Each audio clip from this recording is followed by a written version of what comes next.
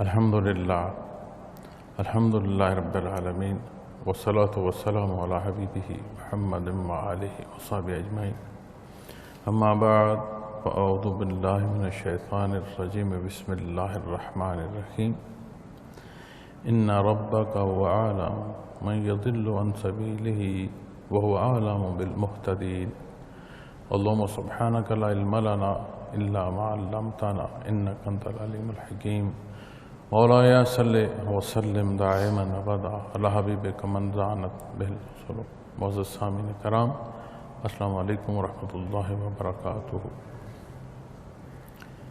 ارشاد باری تعالی ہے، بے شک آپ کا پروردگار اس کی راہ سے بھٹکے ہوئوں کو خوب جانتا ہے اور ان کو خوب جانتا ہے جو سیدھے راہ یعنی ہدایت پر چل رہے ہیں۔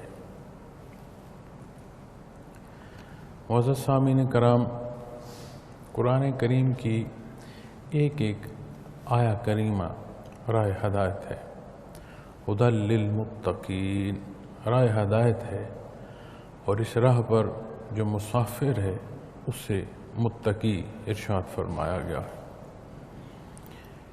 انسانی مزاج ہے کہ جتنا حق پر آئے گا اور حق وہ جو اللہ اور اس کے رسول صلی اللہ علیہ وسلم نے دیا ہے اتنی ذات کی نفی کرے گا، اور جتنا حق سے دور ہوگا اتنی اس کی ذات، اس کی انانیت بڑھتی چلی جائے گی۔ بالکل ایسے ہی جیسے سورج ڈھلتا ہے اور ڈھلتے سورج کے ساتھ شام آنا شروع ہو جاتی ہے، دن جتنا ڈھلتا چلا جاتا ہے آہستہ آہستہ اندھیرا چھاتا جاتا ہے، بالکل اسی طرح۔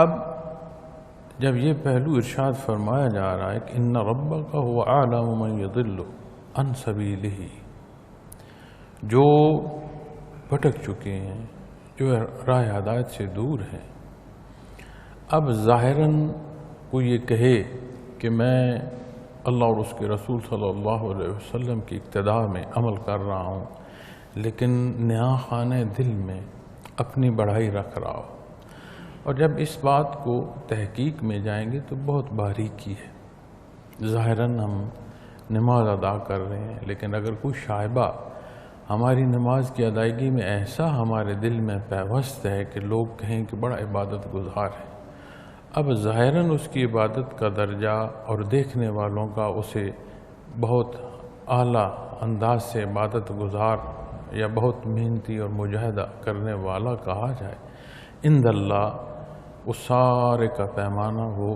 جیسے نبی کریم صلی اللہ علیہ وسلم نے فرمایا انما الاعمال بالنیات۔ اب وہ عمل ظاہراً تو ہے ایسا کہ مخلوق خدا سمجھ رہی ہے کہ بہت اعلیٰ ہے، اب عند اللہ اس کے ساتھ وہ نیت جو نہا خانے میں ہے، جسے وہ سجدہ ادا کرنے والا تو جان رہا ہے، اس کے علاوہ مخلوق نہیں پہچان رہی، لیکن اللہ کریم کی ذات تو جانتے۔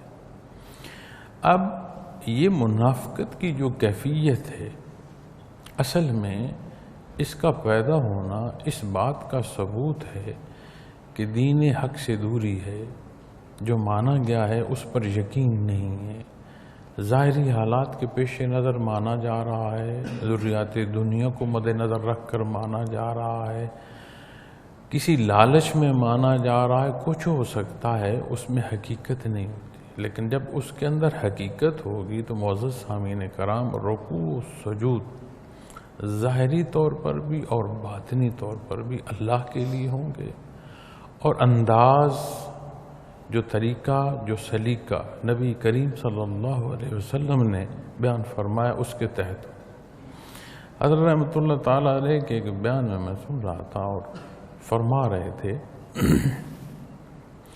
کہ ایک شخص میرے پاس آیا تو اس نے کہا کہ میں جب وضو کرتا ہوں تو میں چہرہ خشک کرتا ہوں، چہرہ خشک کرنے کے بعد پھر میں ہاتھوں کی طرف آتا ہوں، بازوؤں پر پانی ڈالتا ہوں، بازو خشک کرتا ہوں تو پھر میں آگے مسا اور پاؤں کی طرف جاتا ہوں تو مجھے مولانا نے کہا کہ یہ درست نہیں ہے، آپ ایک ہی انداز میں جب وضو شروع کرتے ہیں تو اسے مکمل کریں، وہ بہتر ہے۔ تو سوال جو وہ کر رہا تھا وہ یہ تھا کہ مولانا تو مجھے کہہ رہے ہیں کہ بہتر انداز وہ ہے چونکہ وضو کا تواتر میں ہونا اور پہلا جو حصہ ہے اس کا خشک نہ ہونا، اگر منہ دھویا اور منہ خشک ہو گیا اور اس میں تراوٹ نہ رہی تو پھر آگے جب بازو دھوئے تو وہ دونوں الگ ہو جائیں گے۔ تو متواتر ایک عمل ہے۔ تو وہ عرض کر رہا تھا حضرت جی کو کہ حضرت اب میں کیا کروں، میری عادت ہے کہ وہ پانی میں پہلے صاف کرتا ہوں۔ حضرت جی رحمۃ اللہ تعالیٰ علیہ نے ارشاد فرمایا یہی تو دین ہے کہ ماننا وہ ہے جو نبی کریم صلی اللہ علیہ وسلم نے ارشاد فرمایا ہے، ذاتی عادات کا چھوڑنا اور عادات کو آپ صلی اللہ علیہ وسلم کی بیان کردہ حدود و قیود کے تحت لانا، یہی تو دین اسلام ہے۔ اب جب ہم اپنی پسند کو اپنی عبادات میں داخل کرتے ہیں تو وہ جو عبادت کا مقام ہے وہ نہیں رہتا، ثانوی حیثیت ہو جاتی ہے، اور اگر اس کے اندر مزید خرابی ہو تو شاید وہ عبادت ایک سوال کے طور پر روز محشر سامنے آ جائے کہ یہ دکھاوا کاہے کو تھا، کیسا تھا۔ پھر منافقت کے درجوں پر جب بات آتی ہے تو پھر دوزخ کی گہرائیوں کی بات آتی ہے، کیونکہ منافق کا ٹھکانہ جو ہے وہ دوزخ کی گہرائی میں ہے۔ اور دنیا نہ جانے، کوئی نہ جانے، جس کا حکم ہے، جس کی مخلوق ہیں ہم اور جس کے حضور ہم نے پیش ہونا ہے، وہ خوب جانتا ہے۔ ان بے شک ربا کا، وہ جو تمہاری ہر ضرورت پوری فرما رہا ہے، اور ضرورت کو پوری فرمانے کے لیے معزز سامعین کرام جاننا بھی ضروری ہوتا ہے، اور اس کی ذات علیم ہے۔ اب دنیا میں کتنی بار ایسا ہوا ہے، آج ہی جو ایک سیلاب کی صورت ہے، حال ہے، اس میں بھی آپ دیکھ لیں کہ ضرورت کہاں کیا ہوتی ہے، اور اول تو کوئی مدد پہنچتی نہیں، اور اگر کوئی مدد پہنچتی ہے تو کیا ضرورت مند کے پاس پہنچی، یا جو اس کی ضرورت تھی وہ اسے میسر ہے۔ ضرورت مند کہیں رہ جاتے ہیں، سامان کہیں پہنچ جاتا ہے، جو ضرورت ہوتا ہے وہ ملتا نہیں، جو دیا جاتا ہے وہ زائد از ضرورت ہوتا ہے۔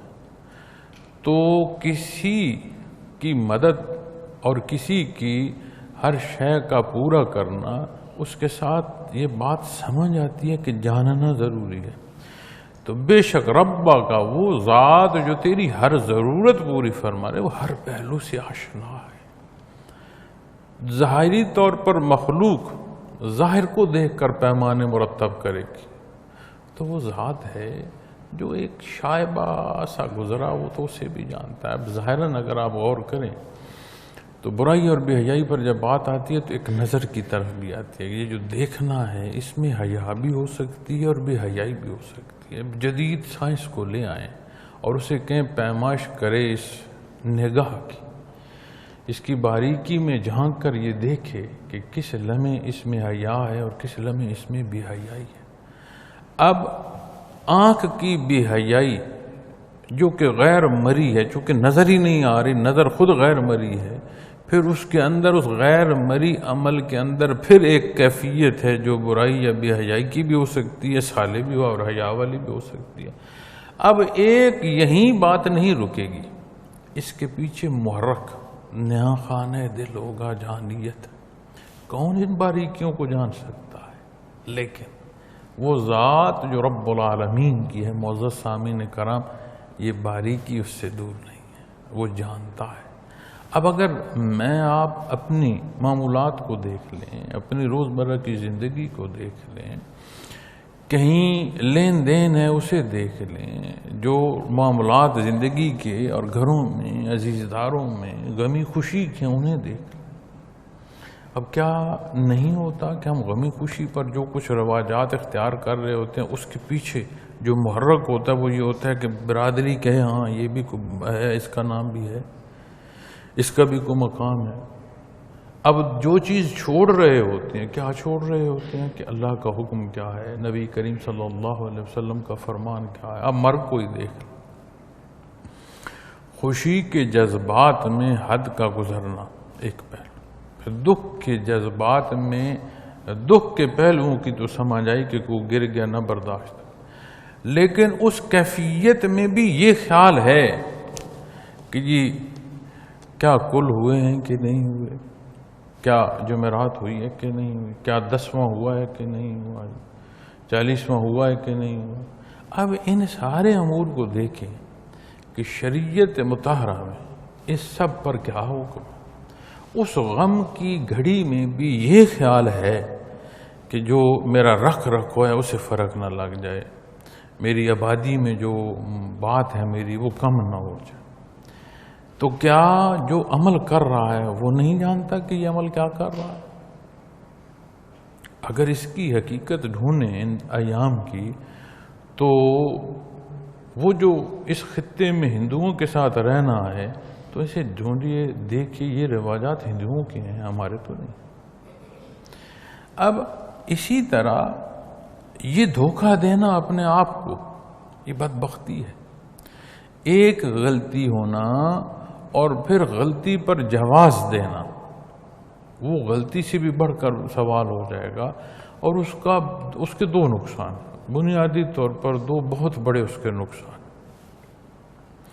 ایک ہٹ دھرمی، اور یہ ہٹ دھرمی کس کے حضور ہے، بات پیمانوں سے نکل جائے، اور دوسرا یہ کیفیت مزید خرابی میں ڈبونے کا سبب بنتی چلی جاتی ہے۔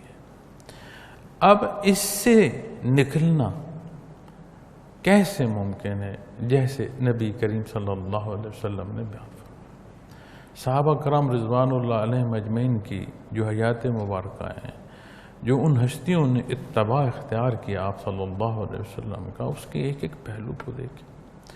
انسانی مزاج ہے، انسانی ضروریات ہیں، گرمی سردی ہے، اولاد ہے، کنبہ ہے، گھر بار، امیری غریبی، کون سی کیفیت ہے جو صحابہ کرام رضوان اللہ علیہم اجمعین کے ساتھ منسلک نہیں، یا وہ کون سی بشری کیفیت ہے جو اللہ نے باقی مخلوق میں پیدا کی اور صحابہ کرام رضوان اللہ علیہم اجمعین میں پیدا نہیں فرمائی؟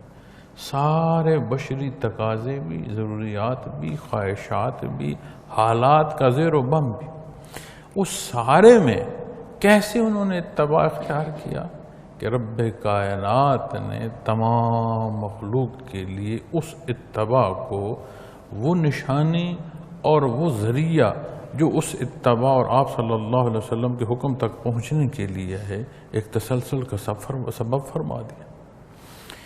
اب کوئی جانے نہ جانے، جس کا حکم ہے، جس کی مخلوق ہو، جس کے حضور پیش ہونا ہے، وہ خوب جانتا ہے۔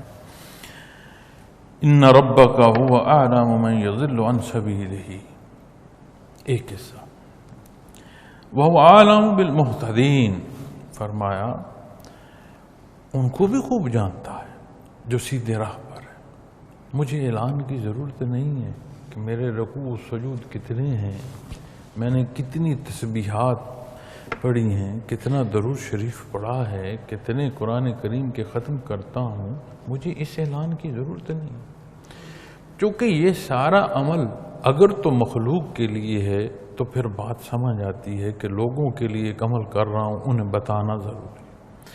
جب عبادت کا پہلو ہے ہی رضائے باری تعالیٰ کے لیے، اللہ کا جو حکم ہے اس کی تعمیل کے لیے ہے، حدود و قیود جو نبی کریم صلی اللہ علیہ وسلم نے مقرر فرمائی ہیں معزز سامعین کرام، اس لیے ہے، تو پھر کسی اعلان کی ضرورت نہیں ہے۔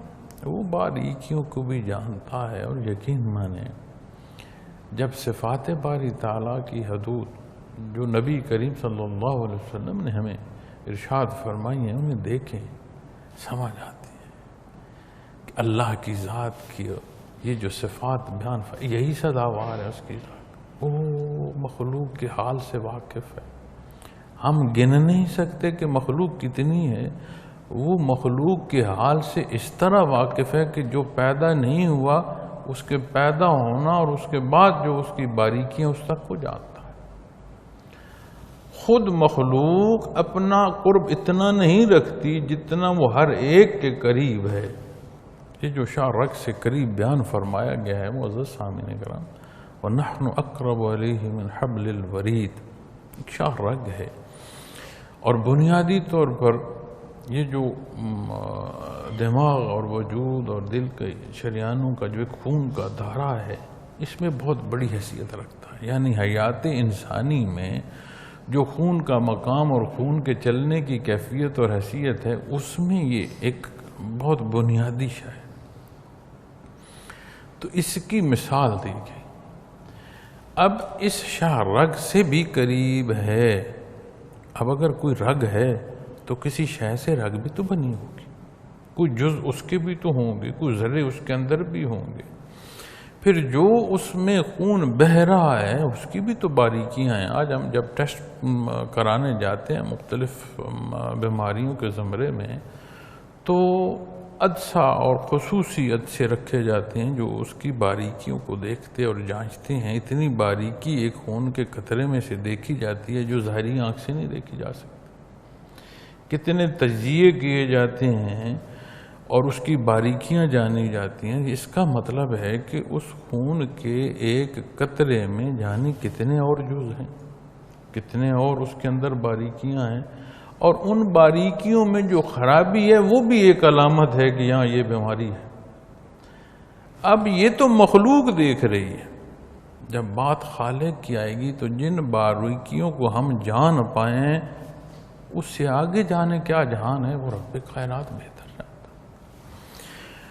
وَهُوَ أَعْلَمُ بِالْمُهْتَدِينَ، کوئی اعلان کی ضرورت نہیں ہے،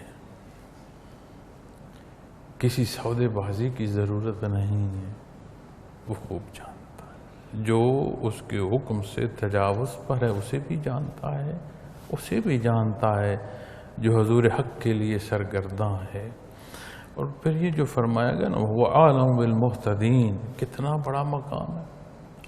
پہلے حصے میں کتنی بڑی بدبختی ہے کہ برائی جو کر رہے ہو یا ہے یا نیا خانے میں پنپ رہی ہے وہ جانتا، کتنی بدبختی۔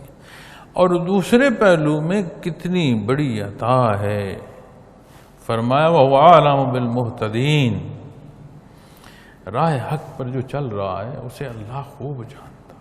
اب اللہ کریم کا جاننا، وہ رب ہے، مالک ہے، خالق ہے، ہم مخلوق ہے، وہ رازق ہے، ہم مرزوق ہے، وہ عطا فرماتا ہے، ہم اسباب کے تحت ہیں، وہ مسبب الاسباب۔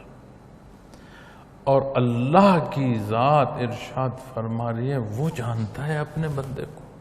اب یہ شناسائی کتنی عظمت رکھتی ہے، کتنی برکت ہے اس میں، یہ کتنی بڑی بات ہے کہ اللہ کریم اپنے اس بندے کو جانتے۔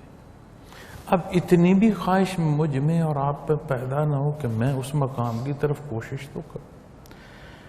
کس کا سجدہ انبیاء علیہ السلام معصوم عن الخطا ہے، اس کی برگزیدہ ہستیاں ہیں، اور جب سجدوں کو دیکھا جائے اور پھر اس طرف اللہ کی ذات اور اس کی شان اور اس کی عظمت کو دیکھا جائے، ہم میں سے کس کا سجدہ اس قابل ہے جس کے سارے پہلو مکمل ظاہری بھی ہوں؟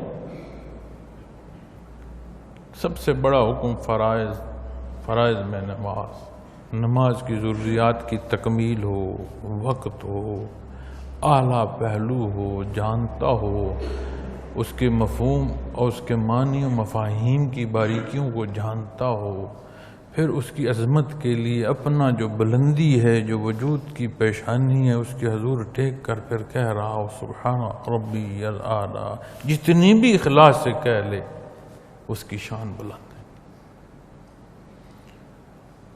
اس ساری کمی بیشی کے باوجود اس پہلو پر اور اس راہ پر جو سرگرداں ہے وہ فرماتا ہے میں اپنے اس بندے کو جانتا ہوں۔ اب ہمارے اندر اتنا سا بھی کیفیت نہ پیدا ہو کہ میں اس راہ کی طرف جاؤں جسے میرے اللہ نے اتنی عظمت بیان فرمائی۔ وہ خالق ہر ایک کو جانتا ہے، ہر ایک کی ضرورت کو جانتا ہے، ہر ایک کی ضرورت کو پوری فرماتا ہے۔ لیکن جس مقصد کو اس نے پیدا فرمایا ہے اس مقصد پر جو چل رہا ہے یہاں شناسائی وہ بیان فرمائی جا رہی ہے۔ جو راہ حق کا مسافر ہے اسے جو اللہ کریم نے جانا، جو ارشاد فرمایا کہ اللہ کریم بہتر جانتے کہ جو راہ حق پر، اب کتنی بڑی عطا ہے اور اللہ کریم یہ باریکی، یہ کیفیت، یہ محبت عطا فرمائے۔ فَكُلُوا مِمَّا ذُكِرَ اسْمُ اللَّهِ عَلَيْهِ إِن كُنتُم بِآيَاتِهِ مُؤْمِنِينَ، تو جس چیز پر بوقت ذبح یعنی بوقت ذبح اللہ کا نام لیا جائے اسے کھایا کرو اگر تم اس کی دلیلوں پر ایمان رکھتے ہو تو۔ معزز سامعین کرام، جیسے میں نے عرض کی کہ کلام ذاتی ہے، یہ کلام ذاتی ضروریات انسانی کا ہر پہلو اپنی بہترین جو ہے جواب اس کے تحت پورا فرماتا،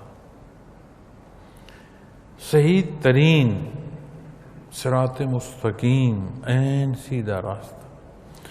اب دنیا کی زندگی میں، انسانی زندگی کے اسباب میں خوراک کا بہت بڑا مقام دخل ہے، اسی طرح پانی کے ساتھ، اور یہی نہیں سانس بھی انسانی وجود کی ضرورت ہے، تو یہ ایک ضروری پہلو ہیں جو انسانی زندگی کے ساتھ منسلک ہیں، عوارضات۔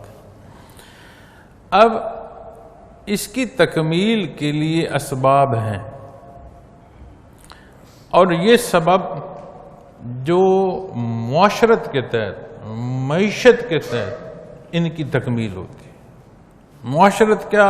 باہم جو لین دین ہے، باہم جو وہار ہے، باہم جو کاروباری تعلقات ہے۔ معیشت خاص ضرورت جو پوری ہو رہی ہے معیشی طور پر، جو ذرائع حاصل کر رہا ہے، جو اس کی قیمت ہے، جو باہم لین دین ہے، جو اس سے ضروریات کی تکمیل ہو رہی ہے۔ اب وجود انسانی کو خوراک درکار، چھین کر کھا لے بھوک مٹ جائے گی، چوری کر کر کھا لے بھوک مٹ جائے گی، کسی کے ساتھ دغا کرے کھا لے بھوک مٹ جائے گی۔ اب اسی ضرورت کو پورا کرنے کے لیے صحیح طریقہ استعمال کرے، رزق حلال کمائے، محنت مزدوری کرے، کاروبار کرے، نوکری کرے، زراعت کرے، جو پہلو بھی اختیار کرے، جائز وسائل کے تحت رزق حلال کمائے۔ اب وہ جو والا وہ نوش کرے گا وہ بھی اس کی وجودی ضرورت کو پوری کرتا ہے۔ دونوں میں فرق کیا ہے؟ دونوں میں فرق یہ ہے معزز سامعین کرام، ایک خواہشات ذاتی پر، دوسرا تعمیل حکم۔ خواہشات ذاتی میں بھی کیا ہوا؟ اس نے ضرورت پوری کی، اس سے آگے وہ تجاوز نہیں کر سکتا۔ لیکن نقصان کیا ہوا کہ امتحان گاہ کے اصول جو ہیں اس کے خلاف چلا گیا، مقصد تخلیق جو ہے اس سے دور ہو گیا۔ پھر بات یہیں ختم نہیں ہوگی، جو عمل اس نے اختیار کیا اس میں زیادتی ہے، نہ صرف اپنی ذات سے زیادتی ہے بلکہ جس معاشرے میں رہ رہا ہے اس نے کسی کے ساتھ ظلم کیا ہے تو وہ اسے حاصل کیا ہے اس نے۔ اب جو تجاوز تھا وہ تو تھا، جو خوراک کی جو حلال اور حرام کا جو حکم ہے اس پر بھی وہ لاگو ہے، اس پہلو میں بھی آئے گا۔ پھر جو ظلم معاشرے میں کیا ہے، اسی لیے قرآن کریم فرماتا ہے نا، اللہ کریم فساد کرنے والے کو پسند نہیں فرماتا۔ اس نے ایک فساد پیدا کر دیا جو فساد رکے گا نہیں، وہ معاشرے میں آگے جڑ بنے گا اور مزید خرابی کا سبب بنتا چلا جائے گا۔ اب یہاں جب بات آتی ہے کہ اللہ کا نام، تو جو کھانے کا اور اپنی ضرورت کو پورے کرنے کے لیے جانور ذبح کیے جاتے ہیں، پہلے تو حلال اور حرام کا حکم بیان فرما دیا۔ پھر جو حلال جانور ہیں ان کی حلال اور حرام ہونے کی جو موقع اور یا جو امر ہے اس پر بھی وضاحت بیان فرما دی گئی کہ اللہ کے نام کے بغیر جو جانور، کتنے جانور مر جاتے ہیں، قدرتی آفات آتی ہیں ان میں مر جاتے ہیں، بیماریاں آتی ہیں ان میں مر جاتے ہیں، حادثے ہوتے ہیں ان میں مر جاتے ہیں، لیکن جو اللہ کے نام بنا جانور مر گیا، حلال ہے تو بھی وہ حرام ہو گیا، وہ کھایا نہیں جا سکتا۔ اور جو حلال جانور ہے اس کے بھی اصول ہے۔ اب کسی کا جانور چوری کر کے لے آئیں اور اس پر تکبیر پڑھنا شروع کر دیں، حلال نہیں ہوگا۔ حدود و قیود متعین ہیں، دین اسلام ایک ایک باریکی کو بیان فرماتا ہے اور ایک ایک عمل پر رہنمائی بیان فرماتا ہے۔ اب جس جانور کو حلال کیا گیا، اللہ کا نام لیا گیا ہے، تو فرمایا فَقُلُوا مِمَّا ذُكِرَ اسْمُ اللَّهِ عَلَيْهِ، تو جس چیز پر اللہ کا نام لیا جائے اسے کھایا کرو۔ إِن كُنتُم بِآيَاتِهِ مُؤْمِنِينَ، بات وہ آگئی جو میں عرض کر رہا تھا کہ ماننے والے، ایمان والے، جو اگر تم اس کی دلیلوں پر ایمان رکھتے ہو تو حدود و قیود اللہ کریم نے بندے مومن کے لیے مقرر فرمائے۔ اب ہم کیا کمزوری کی طرف دیکھتے ہیں، جب تو ہمارے سامنے بات کیا آتی ہے، دین پر عمل کرنا بڑا مشکل ہے۔ اب اس کا مطلب کیا ہے؟ اس کا مطلب ہے کہ برائی نہیں چھوڑی جا رہی۔ دین اسلام پر جب عمل پیرا ہوا جاتا ہے تو معاشرے میں حقوق و فرائض کی تکمیل ہوتی چلی جاتی ہے، عباداتی پہلو بھی پورے ہوتے ہیں اور معاشرے کے اندر بھی جو ایک تعمیر ہے، جو ایک لحاظ ہے، جو ایک تعلق میں اور ایک رشتے اور محبت میں خلوص ہے، وہاں تک پیدا ہوتا ہے اور معاشرتی خوبصورتی اور نکھار آتا ہے۔ اب جب اس کا نام لیے بغیر کوئی چیز کھائی جائے گی تو پھر وہ تعفن معاشرے میں بھی پھیلے گا۔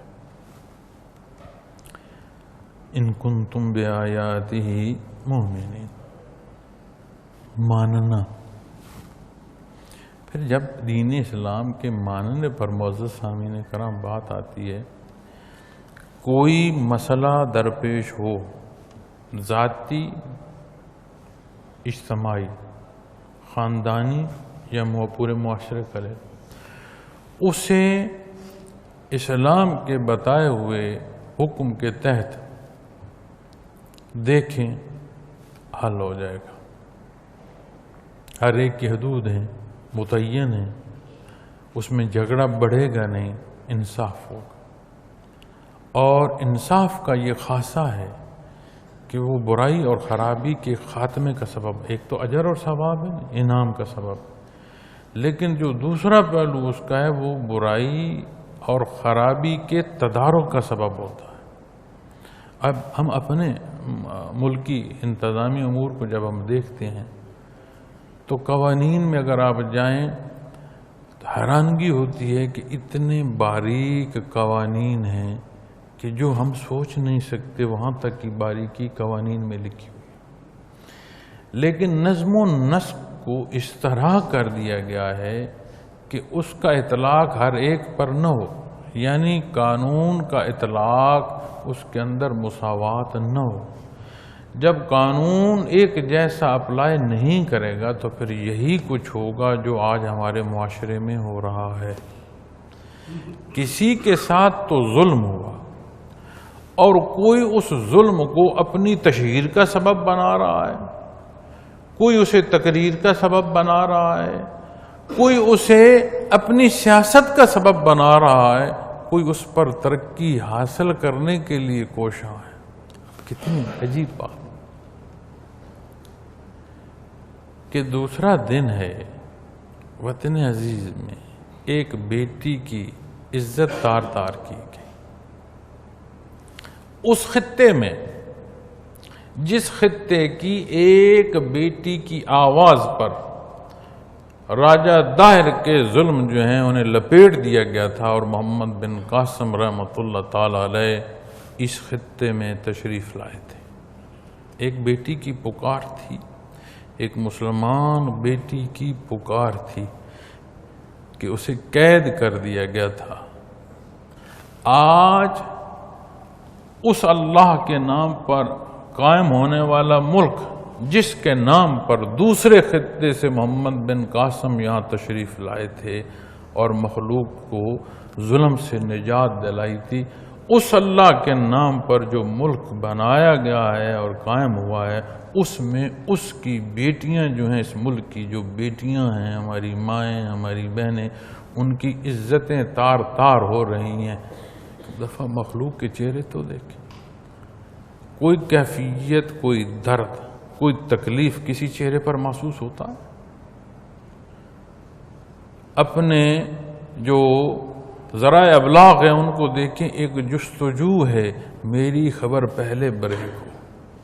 یہ نہیں خیال ہوا کیا ہے؟ کسی کی بیٹی تھی، کسی کی بیوی تھی، کسی کی ماں تھی۔ ان رشتوں میں ایک دفعہ اپنے آپ کو جانچو تو سمجھ آئے کہ کتنا درد ہے، اور بھول جاتے ہیں ہمارے صاحب اقتدار لوگ کہ ہم قوانین سے بالا ہیں۔ یہاں رب کائنات فرما رہے ہیں ان ربک وَأَعْلَمُ مَن يَضِلُّ عَن سَبِيلِهِ۔ رب کائنات بیان فرما رہا جو تجاوز میں وہ خوب جانتا۔ اب وہ جاننا ایسا نہیں ہے جیسا میں اور آپ جانتے ہیں۔ مالک کل کائنات ہے، نتائج اس کے دست قدرت میں اس کے حضور پیشی ہو۔ میرے ذمے وہ کچھ ہے جتنی حیثیت میرے اللہ نے مجھے دی ہے، جہاں تک میری آواز کا اثر ہے، جہاں تک میری رہنمائی کا اثر ہے، جو میرے متعلق ہیں، ان تک کہ جو خرابی یا خامی کا سبب میں ہوں گا، اللہ مجھے معاف فرمائے، یہ مجھے اس کے حضور جواب دینا ہو۔ اور جس کے پاس اختیار ہے، قوت نافذہ ہے، جو اس کی مخلوق پر حکمران کے نام سے بیٹھا ہے، وہ جواب نہیں دے گا۔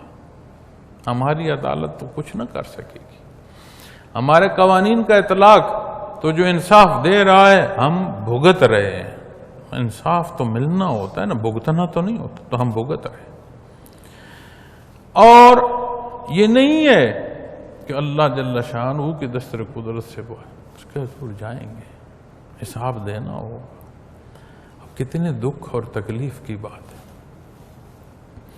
کہ جب یہ ہے نا ان کنتم بآیاتہ مؤمنین، اس کے اصولوں سے آشنائی ایسی ہوتی ہے جیسے ہمارے آج معاشرے میں ہے، اور اگر اس کے اصولوں پر یقین ہے، ایمان ہے، یقین محکم ہے، تو ان کا اطلاق کیوں نہیں کرتے؟ اب بے شمار اس طرح کی باتیں آئے روز ہمارے سامنے آتی ہیں، بیانات آتے ہیں، غلطیوں کی تردید آتی ہے، اظہار ہمدردی، اظہار افسوس، مختلف موضوعات پر بیانات آتے ہیں، لیکن اس طرح کے واقعات کم ہونے میں نہیں آ رہے، رکنے میں نہیں آ رہے، یہ فساد تھمنے میں نہیں آ رہا۔ کیا سبب؟ سبب یہ ہے کہ روش وہی اختیار کی ہوئی ہے۔ اب جس راہ کا کوئی مسافر ہوگا معزز سامعین کرام، منازل بھی تو وہی ہوں گی نا جی۔ تو جو راہ ہم نے منتخب کیا ہوا ہے اور غیر اللہ کو خوش کرنے کے لیے، اس کے نتائج یہی ہوں گے۔ زبانیں کانپتی ہیں یہ کہتے ہوئے کہ اللہ کی زمین ہے، اس پر اللہ کا نظام نافذ کیا جائے، زبانیں کانپتی ہیں۔ حضرت رحمۃ اللہ تعالی علیہ نے اپنی پنجابی زبان میں جو نعرہ دیا تھا کہ رب کی دھرتی، رب کا نظام، ان مسائل کا حل ہے۔ اب جب اس نعرے پر بات آئے تو اس سے مراد نہیں ہے کہ جو نظام حکومت تمہارے پاس ہے وہ مجھے دے دو، نہیں، نہ یہ میرا ہے میاں نہ یہ تیرا ہے، یہاں حکم اللہ اور اس کے حبیب کا ہے۔ اگر انصاف چاہیے، اگر یہاں کی کامیابی سے لے کر ابدی کامیابیوں سے ہم کنار ہونا چاہتے ہو تو میرے تیری کی بات نہیں ہے، یہاں پسند وہ ہوگی جو اللہ نے فرمائی ہے، حدود و قیود وہ ہوں گی جو نبی کریم صلی اللہ علیہ وسلم نے مقرر فرمائی ہیں، نہیں تو پھر یہی حال ہوگا، یہی تکالیف ہوں گی۔ لوگوں کے پاس قوت خرید نہیں رہی، اور اگر قوت خرید ہے یعنی پیسہ ہے، شے نہیں ملتی۔ رشتے ہیں، رشتوں کے تقدس ختم ہو گئے، نام ہیں، تعلق داری ہے، دوستی ہے، کاروبار ہے، ایک ذرے کا وہ کہتے ہیں نا وسع، اعتبار نہیں رہا۔ کیوں؟ نتیجہ ہے اس جو بدبختی ہم نے سہیڑی ہوئی ہے اس کا۔ آج وطن عزیز میں جو قوانین ہیں ان کا اطلاق اور مساوات کے ساتھ اطلاق ہر ایک پر نافذ کر دیا جائے، آپ یقین مانیں یہاں بات سالوں کی یا مہینوں کی نہیں آئے گی، دنوں میں تبدیلی نظر آئے گی۔ لیکن اگر میں تبدیلی آپ کو بیان کروں اور خود اس پر عمل پیرا نہ ہوں، یہی کچھ ہوگا جو ہمارے ساتھ ہو رہا ہے۔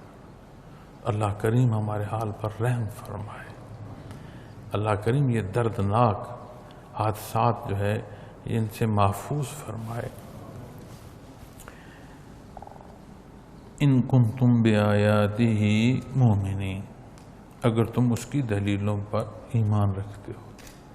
الحمدللہ ہم مسلمان ہیں، کمزور ہیں، خطا کار ہیں، ایک دعویٰ تو رکھتے ہیں، تو کیا اس دعویٰ رکھنے والے کو اپنی سوچیں نہیں ٹٹولنی چاہیے، اپنے عمل نہیں دیکھنے چاہیے، اپنا کردار نہیں جانچنا چاہیے؟ آپ کا کردار میں نے جواب نہیں دینا، جو کچھ میں کر رہا ہوں اس کا جواب آپ نے نہیں دینا۔ تو جس کو مان رہے ہیں، جس کی مخلوق ہیں، جس کا کلام پڑھ رہے ہیں، جس کے انبیاء رسول ہماری رہنمائی کا سبب ہیں، اس ساری روشنی میں امت محمد رسول اللہ صلی اللہ علیہ وسلم کا فرد ایک لحظے کو بیٹھ کر نہیں سوچے گا میں کیا کر رہا ہوں؟ تو میرے پاس اس نفاذ اسلام کا اختیار اگر اس چار ہاتھ وجود پر ہے تو کیا میں وہ نافذ کر رہا ہوں؟ کیا میں نے کبھی دیکھا کہ میری جو نگاہ ہے اس میں حیا ہے، میرا جو آواز اور کلام ہے اس میں حق اور سچ ہے، میری جو قوت اور طاقت رب کائنات نے مجھے عطا فرمائی ہے اسے میں انصاف پر صرف کر رہا ہوں یا لوگوں کے ساتھ ظلم کر رہا ہوں؟ جو کلام ہے اس میں حقیقت ہے یا منافقت ہے؟ جو عمل ہے وہ آخرت کو دیکھ کر ہے یا اپنی بڑھائی کو ہے؟ تو کون کرے گا بھائی؟ جب میں سوچوں کہ آئیں آپ سب باعمل ہو جائیں اور یہ ساری تقریر آپ ہی کے لیے ہو، اور آپ سوچیں مولانا جو بات کر رہے ہیں، حضرت صاحب جو کہہ رہے ہیں، حضرت صاحب بہت اچھے ہیں، ٹھیک ہے، حضرت صاحب عمل کر رہے ہیں، علماء کرام ہیں دین کو جاننے کے لیے، کوئی پیدا ہوگا تو اس کے لیے جو حکم ہے وہ پوچھ لیں گے، جو کوئی فوت ہوگا تو اس کے جنازے کے احکامات پوچھ لیں گے، بلا لیں گے، پھر ایسے ہی معاشرہ ہوگا نا جی۔ جیسا آٹا گوندا جا رہا ہے پھر روٹی بھی اسی طرح کی پکے گی نا۔ تو یہ ایک آگ جلائی جا رہی ہے، ہر برا عمل اس آگ میں اضافے کا سبب بنتا ہے، ہر صالح عمل اس آگ کو بجھانے کا سبب ہے۔ چھوڑیں اس کو، کون کیا کر رہا ہے، میں کیا کر رہا ہوں؟ ایک اس دنیا میں، یہ بھی تو ایک دنیا میرے اللہ نے مجھے دی ہے، میرا وجود ہے، اس وجود کے اندر ارباں مخلوق ہے،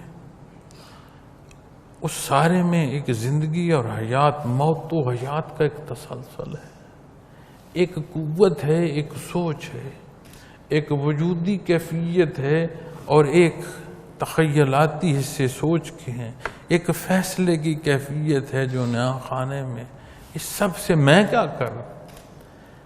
تو کیا میں یہ جواز دے سکتا ہوں روز معاشر کے بارے الہا تیری زمین تھی، اس پر تیرا نظام میں نافذ نہیں کر سکا چونکہ میں کمزور تھا، میرے پاس اتنی قوت نہیں، تو نے مجھے اتنی قوت نہیں عطا۔ تو کیا اس کا جواب بھی دے پائیں گے کہ یہ جو وطن عزیز پاکستان ہے، یہ جو زمین ہے، اس پر میں نے انصاف کا نظام نافذ کیا، جو میں بولا کیا میں حق اور سچ بولا، جو میں نے برتاؤ کیا کسی کے ساتھ کیا انصاف کے ساتھ کیا، کیا جو میں نے رزق کمایا وہ حلال تھا، کیا جو میں نے مخلوق کے ساتھ معاشی زندگی اور معاشرتی پہلوؤں پر جو معاملات کیے وہ درست تھے، کیا میں جاگا اس کے نام سے، کیا میں سویا اس کے نام پر، کیا میں نے کھایا اس کے نام پر، کیا میں نے شکرانہ اس کا ادا کیا، کیا میں نے مدد اس سے مانگی، کیا میں اس کے حضور سربجود ہو کر اس کا شکر ادا کیا، کون دیکھے؟ تو جب بات معاشرے کی آئے گی معزز خواتین و حضرات، اکائی ہے ہر فرد، ہر مرد، ہر خاتون، اکائی ہے ایک معاشرے کی، یہ اکٹھے ہوتے ہیں تو معاشرہ بنتا ہے۔ معاشرت کی بات آئے، معیشت کی بات آئے، وہ بعد میں شروع ہوتی ہے، ان کا جمع ہونا ساری چیزوں کو شروعات دیتا ہے۔ تو یہ اکائی ذاتی طور پر انصاف نہیں چاہتی، خود کو انصاف کے پیمانے پر تولنا نہیں چاہتی، اجتماعیت میں انصاف کہاں آ جائے گا؟ پھر بڑے آگ کے علو، بڑی تپش، جلایا گیا کہ حضرت ابراہیم علیہ السلام کو آگ میں ڈال دو۔ اب وہ دیکھیں اللہ کی برگزیدہ ہستی، آگ کا کام جلانا ہے، اتنی آگ کے ڈالا نہیں جا رہا۔ تو شیطان نے یہ تخیل میں یہ بات ڈالی کہ جھولے میں جھلایا جائے،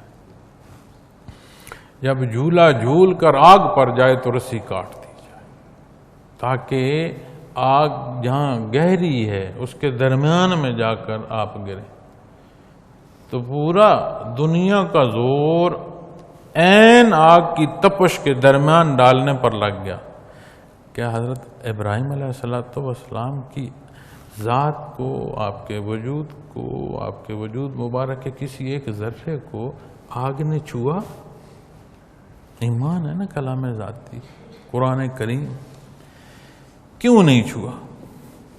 میرے اللہ نے اسے فرما دیا، یا نار کونی بردم و سلاما علی ابراہیم، اے آگ ٹھنڈی ہو جا، ایسی ٹھنڈی نہیں جس کی ٹھنڈک بھی تکلیف تھی، سلامتی والی ہو جا حضرت ابراہیم علیہ السلام۔ سبب کیا ہے؟ ایک طرف حق ہے اور دوسری طرف ناحق ہے، ایک طرف اللہ کا حکم ہے اور دوسری طرف خواہشات ذاتی ہے، ایک طرف اللہ کی بندگی ہے، دوسری طرف شیطنت ہے۔ تو جب برائی عام ہوگی تو سمجھ آتی ہے شیطنت ہے۔ ضرورت کیا ہے؟ حزب اللہ میں شامل ہونے کی، اس طرف کا چناؤ کرنے کی جو اللہ کی راہ ہے۔ تو جب اللہ کی راہ کی طرف کوئی جائے گا تو جو فساد بھی برپا ہو جائے، جیسی آگ بھی جل رہی ہو، جو علو بھی اٹھ رہے ہوں، یہ آگ اس کے وجود کو نہیں چھو سکے گی، اس میں کمال ذاتی نہیں، حفاظت الہیہ نصیب ہوتی ہے۔ آئیں اپنے معاملات کو دیکھتے، اپنا حصہ جو اس معاشرے میں ہمارے کردار کا ہے اسے دیکھتے، اپنی سوچ کو تولتے ہیں کہ جو بولا سچ ہے۔ اب میں یہیں سے ابتدا کروں جہاں سے میں آپ سے گزارشات پیش کر رہا ہوں، تو جو لفظ میں بول رہا ہوں، کیا یہ لفظ میں اپنی خطابت کے جوش خطابت میں بول رہا ہوں، یا واقعی میں اس درد سے بول رہا ہوں کہ جو میرے اعمال ہیں، جو میری سوچیں ہیں، جو میرا کردار ہے، میں اسے پرکھ رہا ہوں۔ اور آپ جو سن رہے ہیں کیا وقت پورا کر رہے ہیں؟ کیا جمعے کی ادائیگی کے لیے ہم آخری 5 منٹ میں دوڑنا شروع کر دیں؟ جمعہ ہے، آج بڑا حکم ہے، بڑی برکت ہے، میں بھاگ جاؤں جمعہ جا کر پڑھا، اس سے پہلے میں کہاں کھڑا کیا گپ لگا رہا تھا؟ اور جمعے کے وقت میں اس کی ادائیگی میں جو حکم ہے اور اس کی اولیت وقت میں آنا، اس کے بارے میں اسلام کیا فرماتا ہے؟ نبی کریم صلی اللہ علیہ وسلم نے اول وقت پہنچنے پر کیا بیان فرمایا؟ اسے کتنی اللہ کی رضا ہوگی؟ کیا میں رواجی پہلو میں واقعی جاننا چاہتا ہوں دین کیا ہے تو دیر نہیں ہوتی، نیکی کی طرف پلٹنے میں دیر نہیں ہوتی، حق کا فیصلہ کرنے میں دیر نہیں ہوتی۔ وہ ذات کریم ہے، رحیم، ساری زندگی تعفن میں گزر جائے، خرابی برائی میں گزر جائے، صدق کے دل سے پلٹ کر تو دیکھو، اس کی رحمت اپنے آغوش میں لے لیتی ہے، وہ کریم معاف فرما دیتا ہے، اور اس کی معافی کی نشانی اگر حیات ہے تو اس حیات کی روش میں نظر آئے گی۔ اگر اس روش میں نبی کریم صلی اللہ علیہ وسلم کا فرمان ہے، حق ہے، دین اسلام ہے، یہاں معافی ہے، اور اس معافی کی بے شمار تکرار ہو، عمل بے عملی کی طرف جا رہا ہو، اس کا مطلب ہے کہ وہ لفاظی ہے، حقیقت نہیں۔ اللہ کریم مجھے، آپ کو، ہم سب کو ہماری کمی بیشیاں معاف فرمائے، ہمارے پوری امت پر رحم فرمائے، ہمیں وہ کردار دے جو غیر مسلم کو اسلام کی طرف راغب کرنے کا سبب دے، ہمیں وہ غیرت ایمانی دے جسے آج کا جو اسلام دشمن ہے دیکھ کر اسے احساس ہو کہ دین پر عمل پیرا ہونے والے ایک جگہ پیشانی ٹیکتے ہیں جو اس رب کائنات کے حضور ہے، مخلوق کے عادے وہ سجدہ ریز نہیں ہوتے۔ اللہ ہمارے وطن عزیز میں انصاف عطا فرمائے۔ ہم خطا کار ہیں، ہم گناہ گار ہیں، حیات کا سبب پانی ہے اور پانی تکلیف کا سبب بنتا چلا جا رہا ہے، کردار ہیں ہمارے، ہم جیسے بھی ہیں، اللہ کی مخلوق تو ہے، کتنے مظلوم ہیں، اللہ کریم ان مظلوموں کی آہ کو سنے اور اس معاشرے میں اسلام کا نفاذ ہو۔ اللہ کریم دین کو جاننے، اس کو عمل کرنے کی توفیق عطا فرمائے۔ وآخر دعوانا الحمدللہ رب العالمین۔